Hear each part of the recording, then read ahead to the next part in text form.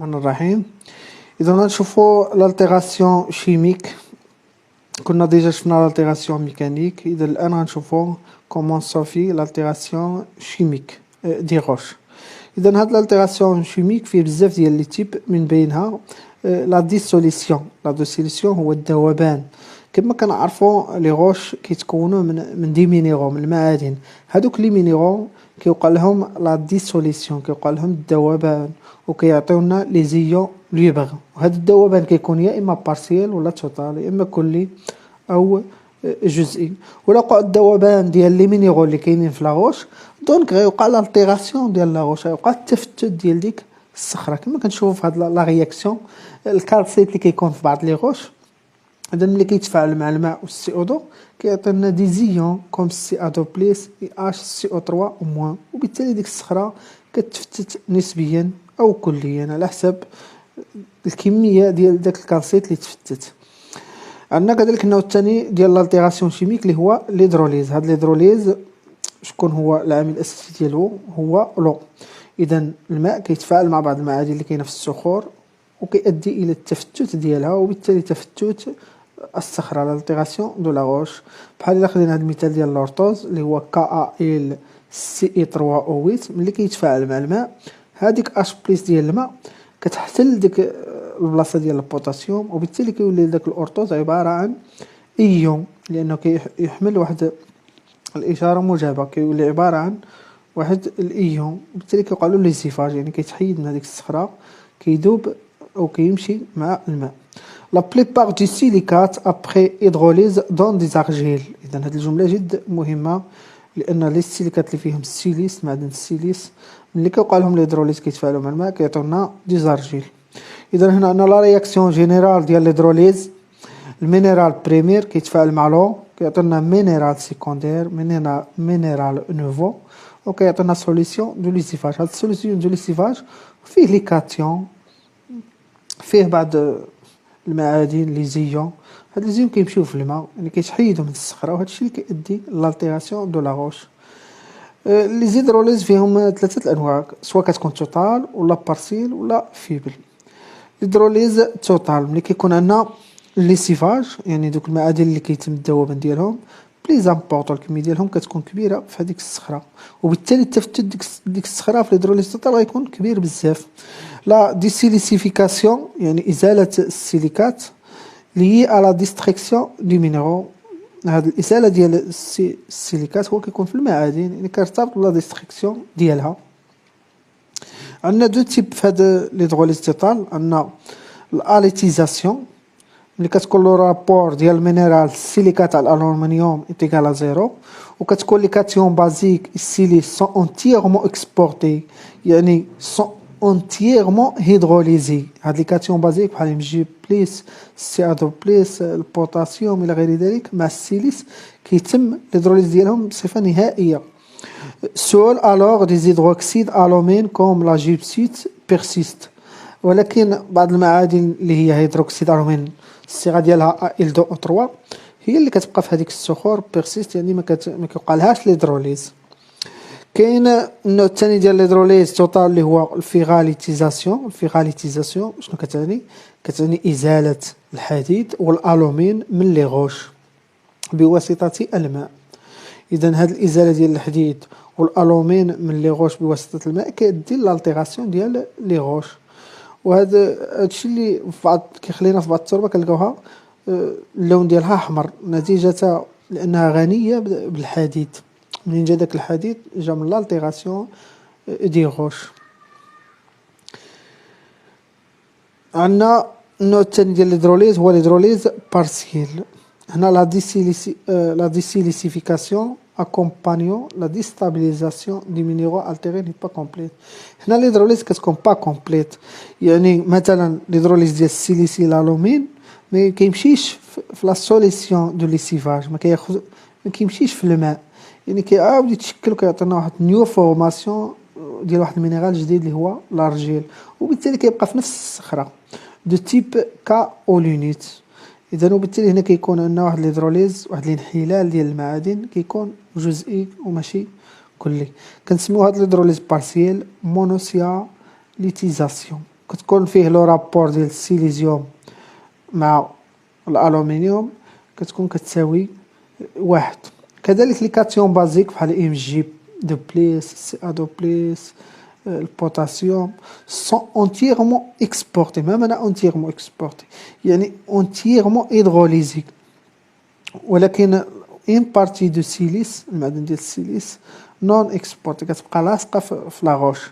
كما كنشوفوا في هذه المعادله هنا عندنا المعدن ديال الالبيت زائد لو عطانا كاولينيت. كما كنلاحظوا هذا الكاولينيت راه لاصق فيه السيليس، يعني البارتي ديال السيليس بقات لاصقه في هذا الكاولينيت، وبارتي اخرى مشات سو فورم داسيد سيليسيك مع ليزيون كتعطينا السوليسيون دو لوسيفاج. اذا عندنا كذلك ليدروليز فيبل. هاد ليدروليز فيبل ولا كنسميوها بيزياليتيزاسيون. اذا لا ديغراداسيون دي مينيرو كيكون دو فاسون فيبل، وكنحصلوا على دي كومبوزي دو تيب فيلون سيليكات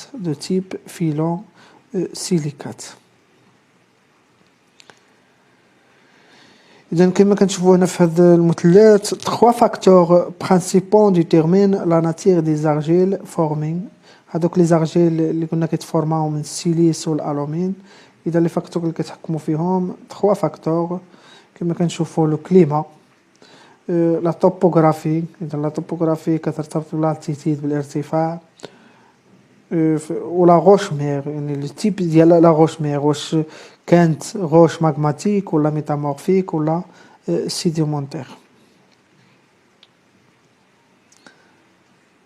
هنايا غادي في هاد المبيان كما كنشوفوا هنا عندنا دو زاكس. عندنا لاكس دي زابسيس اللي فيه على اليسار لو بول وفيه ليكواتور.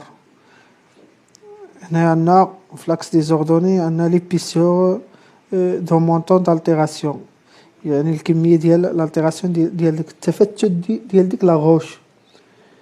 عندنا الخط المتقطع كيمثل لنا التساقطات، الخط المتواصل كيمثل لنا لا تمبيراتير.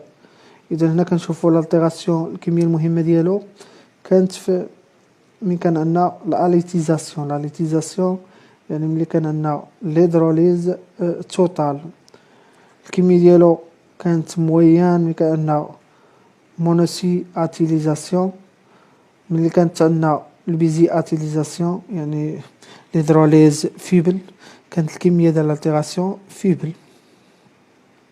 اذا كما كتشوفوا هنا في ملي كتنخفض التساقطات كترجع للصفر، واخا الحراره كتكون ما كيكونش عندنا الالتيراسيون مهم. علاش؟ لان هاد لي دو فاكتور خصهم يكونوا متناسقين مع بعضياتهم باش يعطيونا الالتيراسيون ديال لا غوش.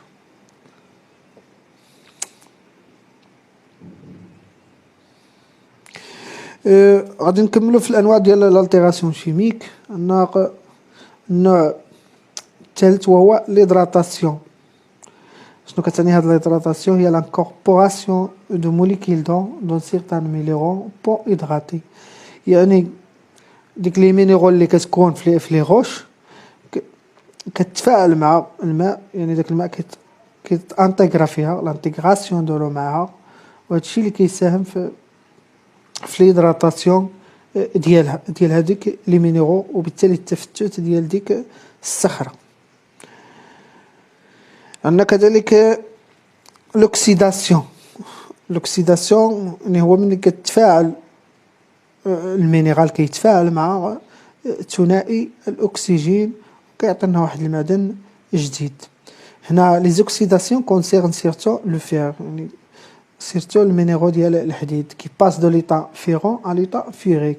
ما معنى ليطا فيرون؟ كيكون الحديد اف او دو بليس ملي كيتفاعل كتوقع له الاكسده، يعني بيرد دي زيليكترون كيفقد لي زيليكترونات كيعطينا اف او 3 بليس اللي هي ايون فيريك.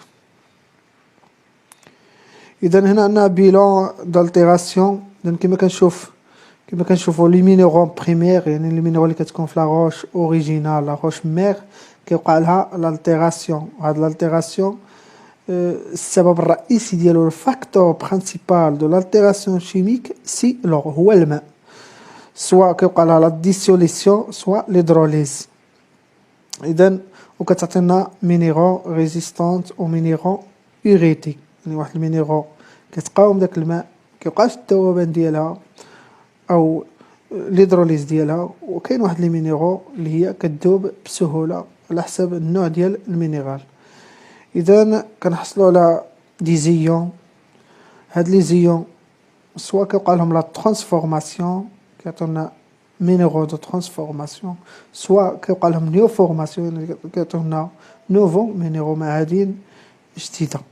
شنو الفرق بين مينيرو دو ترانسفورماسيون نوفو مينيرو؟ هنا مينيرو دو ترانسفورماسيون كيبقاو غير دوك المعادن كيترابطوا ما بيناتهم وكيعطونا واحد مينيرو دو ترانسفورماسيون. هنا نوفو مينيرو يعني دوك المعادن كيتشونجاو كيعطونا معدن جديد.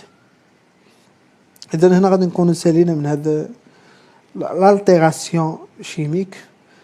الحصة الجاية إن شاء الله غادي نشوفو لي فاكتور كي انفلونس l'altération سواء شيميك سواء ميكانيك.